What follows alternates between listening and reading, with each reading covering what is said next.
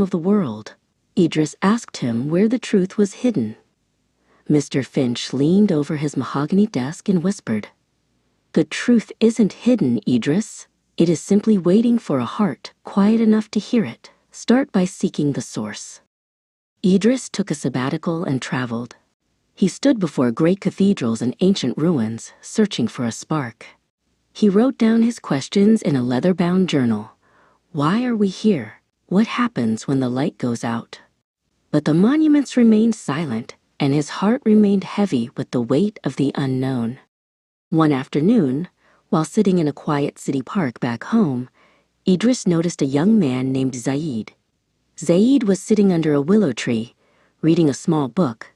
There was a stillness about him, a sense of peace that Idris had been chasing across continents. When Zaid looked up and smiled, Idris felt compelled to speak. "You look like a man who has found what he was looking for," Idris said. Zaid invited Idris to sit. They talked for hours about purpose, creation, and the soul. Zaid didn't use complicated philosophy. He spoke of a creator who was closer than one's own jugular vein. He opened his book, the Quran, and pointed to a verse. "Indeed, with hardship there is ease," Zaid read. Idris felt a sudden shiver, as if a key had finally turned in a long locked door.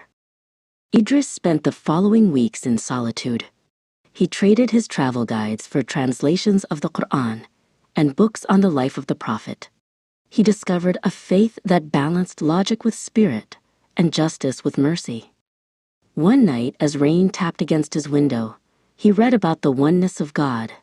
For the first time, the hollow silence in his chest began to fill with warmth. Curious but nervous, Idris decided to visit the local mosque. He stood at the entrance, unsure if he belonged. He took off his shoes and stepped onto the soft, patterned carpet. The air smelled of sandalwood and old pages. He watched men standing in silent rows, bowing and prostrating in a rhythm that looked like the heartbeat of the earth itself. An elderly man with a kind face, the imam, noticed Idris standing at the back. He walked over and sat beside him on the floor.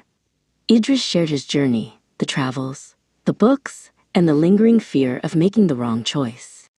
The imam listened and said, "Faith is not a destination you reach. It is a path you choose to walk. If you take one step toward the Creator, He takes 10 steps toward you." That evening, Idris climbed to the rooftop of his apartment building. The city was still loud, but the noise no longer bothered him. He looked at the horizon where the sun was